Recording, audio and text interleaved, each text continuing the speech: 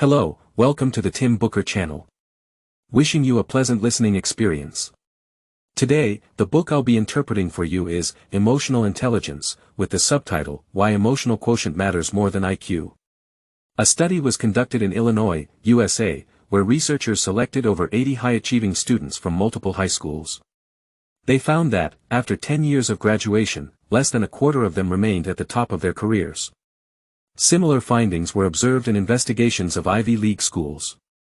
Students with high test scores didn't necessarily show exceptional success in their future work and life. This research result aligns somewhat with our common impression that many high IQ students may not shine in their careers as they did in school. Conversely, seemingly average IQ students often excel in campus life and flourish in their careers after graduation, sometimes even becoming supervisors to their high IQ peers. So, why do employees with IQs of 160 work for bosses with IQs of only 100? Psychologists share our curiosity, and the subtitle of this book provides the answer. The author tells us that emotional intelligence is more important than IQ.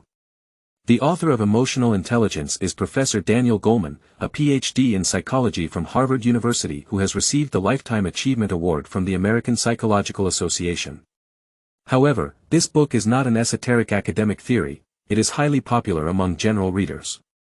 It became a bestseller in the New York Times as soon as it was published, sweeping the global bestseller charts for a decade with sales exceeding 10 million copies. The book has had a significant influence in the fields of education and business management. It brings the concept of emotional intelligence into our lives, helping us maintain a positive mindset, build harmonious relationships, and enjoy a happier life. Next, I'll summarize the essence of this book with two questions: what is emotional intelligence, and why is it considered more important than IQ? How can one improve their emotional intelligence? Let's start by addressing the first question: what is emotional intelligence, and why is it considered more important than IQ? The concept of IQ, or intelligence quotient, is something we are quite familiar with. It measures intellectual capabilities and serves as a standard for gauging intelligence. In contrast, emotional intelligence, abbreviated as EQ, refers to emotional intelligence, the ability to manage emotions. It determines how you perform in various aspects of mental abilities, including the expression of IQ. In the past, people commonly believed that IQ was the sole measure of human potential. Those with low IQs were often thought to have bleak destinies, while those with high IQs were frequently seen as winners in life. However, in 1983, psychologist Howard Gardner proposed the theory of multiple intelligences, challenging the notion that IQ alone determined success.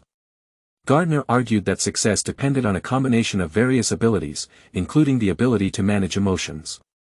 Following this, more psychologists began to arrive at similar conclusions, with one of the most notable being psychologists Peter Salovey and John Mayer. In their 1990 paper, they introduced the concept of emotional intelligence and provided a detailed definition of emotional intelligence. However, their ideas remained within the academic sphere and did not gain widespread attention. It wasn't until 1995 when psychologist Daniel Goleman, inspired by these concepts, wrote the book Emotional Intelligence, that the concept of emotional intelligence spread worldwide and became widely recognized. Goleman is often hailed as the father of emotional intelligence. So, why did psychologists gradually realize that emotional intelligence was more important than IQ? This realization is linked to advancements in our understanding of the human brain. While the brain's appearance is wrinkled and somewhat resembles a light bulb, it consists of several layers that developed from the innermost to the outermost over the course of evolution. The most primitive part, situated deep within and surrounding the top of the spinal cord, is called the brainstem. Its primary function is to sustain basic life functions and metabolic processes. Enveloping the brainstem is the limbic system, responsible for our emotional experiences, including joy, anger, sadness, and more. Finally, the outermost layer is the cortex, known as the cerebral cortex. It primarily manages logical thinking and helps us make decisions.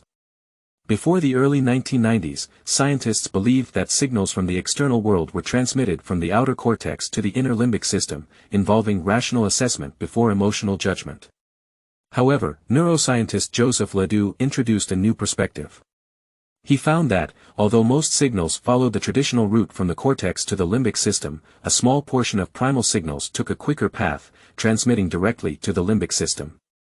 This means that when we see a snake, for example, we don't necessarily have to engage in rational assessment through the cortex before experiencing fear. Some signals can bypass the rational mind and trigger emotions directly. As a result, emotional responses often occur faster than rational cognition. People sometimes act impulsively and harm others before they have a chance to think. In work environments, we might say hurtful things without considering the consequences, only to realize later that the other person had a point. In personal life, we often unleash our anger on loved ones over trivial matters, only to later realize that these issues were insignificant. Uncontrolled emotions can harm us as well. In sports, top athletes sometimes lose their composure, leading to suboptimal performance. Similarly, high-achieving students can falter in exams due to excessive nervousness. All these instances highlight how emotions can overpower rationality. Is there a way to control emotions and reduce losses? The answer lies within emotional intelligence. Now, let's move on to the second question: how can we improve emotional intelligence? The author defines emotional intelligence as having 5 key abilities. 1. The ability to recognize one's own emotions. 2. The ability to manage emotions effectively. 3. Self-motivation. 4. The ability to recognize the emotions of others. 5. The ability to manage interpersonal relationships. Let's delve into each of these abilities one by one, starting with the first, recognizing one's own emotions. This forms the foundation of emotional intelligence. Only by recognizing our own emotions can we begin to manage them and, in turn, influence the emotions of others. The author contends that recognizing one's emotions goes beyond merely experiencing them. It involves being constantly aware of when emotions arise. To illustrate this concept, let's delve into a story. In Japan, there's an ancient tale where a hot-tempered warrior confronts a Zen master, asking him to explain the concepts of paradise and hell. The Zen master, deeming the warrior uncultured, responded with harsh words. In a fit of rage, the warrior drew his sword, ready to strike the Zen master down. In that moment, the Zen master calmly stated, "This is hell." The warrior, struck by the realization that the Zen master's words had triggered his anger, sheathed his sword and bowed in gratitude. The Zen master then smiled and said, "This is paradise." The same emotion, anger, led to 2 vastly different outcomes. When the warrior was solely experiencing anger, he was on the verge of committing a grave act. However, when he became aware of his anger, he gained control over it and chose not to act upon it. This simple distinction between being aware of one's emotions and being consumed by them can be the difference between heaven and hell. However, when dealing with emotions, many people tend to veer to extremes. The first extreme involves being engulfed by passion, leading to uncontrolled behavior. For instance, the book recounts the case of an academically accomplished high school student in the United States. When he received a lower-than-expected grade on a physics test, he became worried that it would affect his chances of getting into Harvard. In response, he grabbed a kitchen knife and stormed into his teacher's office, injuring the teacher's collarbone.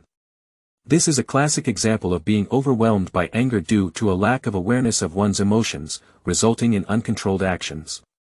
The other extreme involves enduring despair, ultimately leading to depression. People in this category tend to endure suffering silently. When their academic performance falls short, they don't resort to violence but instead retreat to their homes, locking themselves in, brooding over their inadequacies for an extended period, and struggling to break free from negativity. Both of these approaches to handling emotions have their problems. So, how can we recognize our own emotions? The author suggests a method called self-awareness, which involves continuously monitoring your internal psychological state. By doing so, you become more in tune with your emotions. When you are aware of your emotions, you gain a greater degree of freedom. For instance, in the case of the high school student who felt anger, if he had recognized that his anger could harm both himself and others, he might have chosen alternative responses, such as taking a walk on the school grounds, confiding in his girlfriend, or discussing his concerns with the teacher. In essence, when emotions arise, you have a range of choices. Additionally, you can use verbal or written communication to express your emotions.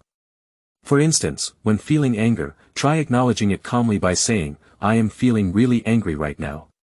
You'll be surprised to find that this simple act can significantly reduce the intensity of your anger. Writing down your emotions can have a similar effect. Some couples, when in the midst of a heated argument, record their angry thoughts in a journal. When they revisit these entries later, they often find them not only less anger-inducing but sometimes even humorous. Recognizing and managing emotions is a pivotal aspect of enhancing emotional intelligence. Now, after discussing recognizing one's own emotions, let's move on to the second key ability of high emotional intelligence, managing one's own emotions. How can we control anger, alleviate anxiety, and manage depression? The author provides 3 methods. 1. Maintain an open mindset ***. Consider a scenario where you're driving on the highway, and another car overtakes you dangerously, almost causing a collision. Naturally, you'd be angry and might think the other driver is deliberately provoking you. However, if you choose to maintain an open mindset, you may consider alternative possibilities. For instance, you might wonder if the other driver is rushing to the hospital because there's a sick person in the car. While this might not be the actual reason, thinking about different perspectives and avoiding rigid assumptions can help you stay tolerant and return to a state of calm. 2. Timely divert your attention ***. You can leave the environment that triggers negative emotions, allowing the rush of adrenaline to subside and your physiological state to return to normal. In simple terms, when emotions flare up, remove yourself from the current situation, even the physical location, and actively seek activities that distract your attention. This prevents hostile thoughts from escalating. For example, if you're angry with your partner or anxious about your child's grades, before venting your frustration or taking drastic actions, you could put on your shoes, step outside for a walk, temporarily leave the home, think about other matters, go to the library, or watch a movie. It's essential not to believe that venting emotions will make you feel better. Studies have shown that emotional outbursts can exacerbate anger and anxiety because once you start venting, the emotional center of your brain is activated, making it harder to regain control. 3. Actively challenge negative thoughts ***. The book mentions a case where a woman, after losing her job and health insurance, experienced severe stress, frequent headaches, and even hallucinated having a brain tumor. This phenomenon is referred to as somatization, when emotional discomfort is wrongly interpreted as physical discomfort. To address such situations, actively challenge your negative thoughts. Ask yourself what you're primarily worried about, whether your fears are likely to come true, if there are ways to prevent undesirable outcomes, and if there are constructive steps to take. When you engage in this process of questioning, you can guide yourself out of negative emotions. Instead of worrying about having a tumor in your head, you'll focus on finding a new job. However, merely overcoming negative emotions is not enough for high emotional intelligence. It requires a third key ability, self-motivation, the ability to motivate yourself with optimism. Here are 3 pieces of advice from the author. 1. Learn to delay gratification ***. Psychologists at Stanford University conducted a famous marshmallow experiment. In this experiment, 4-year-old children were offered a marshmallow and told they could either eat it immediately or wait for the researcher to return, at which point they would receive an additional marshmallow. Some children chose instant gratification, while others opted to wait. Years later, when researchers followed up, they found that those who had delayed gratification displayed more confidence, optimism, and perseverance. They were less likely to give up when faced with challenges. This experiment highlights the importance of cultivating the ability to delay gratification. When faced with setbacks, tell yourself that your current situation is like the first marshmallow, and by persevering, you can earn the second marshmallow, a better outcome. 2. Use anticipatory anxiety as motivation ***. Anticipatory anxiety, which many people see as a cognitive burden, can be harnessed as motivation. People who struggle to self-motivate often allow anxiety to consume their cognitive resources, negatively impacting their performance. For instance, you might be so anxious about your grades that it impairs your ability to think and recall information during an exam. On the other hand, those who excel at self-motivation use anticipatory anxiety differently. They recognize their nervousness but don't let it affect their performance. Instead, they channel the anxiety into a reminder of their need for thorough preparation. So, when facing an upcoming exam, they use the feeling of anxiety as a trigger to remind themselves that they must study well in advance to achieve the desired outcome. 3. Achieve the state of flow, or being in the zone, ***. Reaching a state of flow, or being in the zone, is the highest level of self-motivation. This state occurs when you're completely absorbed in a task, and time seems to fly by. It's like what artists experience during creation, athletes during competition, or doctors during surgery. To achieve this state, you must be fully focused and find enjoyment in the task at hand. Challenge yourself slightly beyond your comfort zone, as engaging in tasks that are too easy or too difficult can hinder flow. By attaining this state, you experience intrinsic motivation and a sense of fulfillment. We began with self-awareness, then learned to control negative emotions, and now we're exploring how to motivate ourselves with optimism. These are the building blocks of high emotional intelligence. The first 3 aspects of emotional intelligence have seen significant improvement. Now, let's delve into the 4th key ability of high emotional intelligence, understanding the emotions of others. As previously discussed, recognizing one's own emotions hinges on self-awareness. However, comprehending the emotions of others relies on empathy. Empathy is an innate ability, and those with strong empathy can intuitively grasp the subjective feelings others may not express verbally. Its roots trace back to early infancy. Scientists have observed that newborns, when hearing other babies cry in a hospital, would start crying themselves. Similarly, a 1-year-old witnessing another baby with a hurt finger might put their own finger in their mouth, as if feeling the same pain. These observations indicate that empathy originates from a kind of bodily magic. Through this magic, we experience the same sensations as others, empathizing with their feelings. Empathy is more advanced than sympathy. While sympathy involves understanding others from one's own perspective, empathy goes further by placing oneself in the shoes of others, sharing their experiences. Now that we understand what empathy is and its origins, how can we cultivate empathy? The author introduces us to a term used in psychotherapy called mirroring. This concept emphasizes not neglecting the emotions of others and learning to interact with them through perspective taking. For instance, in parenting, mothers can employ mirroring to help both themselves and their babies understand each other's feelings. When a baby is joyful, a mother can gently rock the cradle and produce soothing sounds to affirm the baby's happiness. Conversely, when a child makes a mistake, like standing on a supermarket cart and accidentally knocking over shelves, parents should not merely scold them as naughty. Instead, they should encourage the child to consider the situation from another person's point of view. For instance, they can explain that such misbehavior could upset the store clerk, just as if someone had scattered their toys all over, they would also feel angry. This is how mirroring shapes empathy. Ignoring emotions or even emotionally abusing someone can weaken their empathy. For instance, studies have shown that many violent criminals who share a history of growing up in orphanages or experiencing family abuse tend to become adults marked by tension, indifference, and erratic behavior.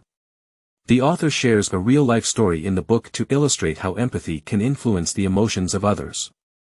One evening on the streets of Japan, a drunken man was about to become violent. At this moment, an elderly gentleman walked over, smiling, and beckoning the intoxicated man to approach. When the elderly man asked what the drunkard had been drinking, the response was a furious, "Sake. What's it to you?" The elderly man kindly replied, "That's wonderful. I, too, enjoy sake." Over the next few hours, the two conversed about sake, hobbies, work, and family. The drunken man, in tears, eventually hugged the elderly man, sharing his midlife pressures and inner turmoil. Thus, what could have been a street brawl was effortlessly diffused by the elderly man's empathy. From this story, we can see that the elderly man didn't attempt to thwart the drunkard's aggression through reasoning alone. Instead, he applied empathy, stepping into the drunkard's shoes and closely attending to his emotions. By initiating the conversation with a shared interest in sake and gradually shifting to topics like work and family, he skillfully pacified the drunkard, making him drop his hostilities. This exemplifies that empathy not only helps us understand the emotions of others but can also influence their emotions, facilitating the management of our interpersonal relationships. Finally, let's discuss the 5th key ability of high emotional intelligence, the ability to manage interpersonal relationships. We'll focus on 2 typical types of relationships: intimate relationships in daily life and hierarchical relationships between superiors and subordinates in the workplace. First, regarding intimate relationships, conflicts are inevitable in the midst of everyday life. We often witness scenarios where minor issues lead to husbands sitting on balconies, smoking in frustration, while wives criticize them from afar. When confronted with conflict, men tend to adopt a passive-aggressive stance, attacking themselves inwardly, whereas women are more likely to vent their grievances outwardly, attacking others. In reality, both of these approaches lack empathy and are unhelpful in resolving problems. The author provides a method called the XYZ rule as a way to maintain healthy intimate relationships when conflicts arise. In essence, instead of staying silent like the husband or venting complaints like the wife, this method encourages individuals to express their emotions using the following structure: when you did X, I felt Y, and I would appreciate it if you could do Z. For example, when a husband delays a dinner date with his wife due to overtime at work, the wife should not angrily complain, "You're so selfish." Instead, she should adhere to the XYZ rule and say 3 sentences: "You didn't inform me in advance that you would be late for our dinner date, this is X. Your actions made me feel disrespected, and I'm a bit upset, this is Y. I hope that next time you have to work late, you could call me beforehand to let me know, so I can go shopping at the mall nearby while I wait for you, this is Z." Engaging in open and honest communication, practicing empathy, and discussing problems instead of resorting to criticism or self-defense is the art of managing intimate relationships with empathy. Now, let's move on to hierarchical relationships in the workplace. Effective feedback and communication are the lifeblood of any organization. Only when praise and criticism are effectively delivered can employees continuously enhance their understanding and improve their efficiency. However, many managers struggle with providing feedback. Ineffective praise can lead to arrogance among subordinates, while misguided criticism can create discord. So, how can empathy be applied to provide effective feedback in the workplace? The author suggests 3 recommendations. 1. Face-to-face feedback. Feedback should be given in person. This approach allows managers to detect emotional cues from the tone, body language, and facial expressions of employees, enabling them to notice any emotional irregularities. 2. Specific feedback. Avoid giving vague feedback such as, "good job" or "not good enough." Instead, specify what the employee did well and what they need to improve. For instance, rather than saying, "You're often late for meetings," you could say, "Based on attendance records, you've been consistently late for meetings this month." This shows a lack of respect for other attendees. 3. Offer improvement suggestions. Provide concrete suggestions for how employees can maintain their strengths and address their weaknesses.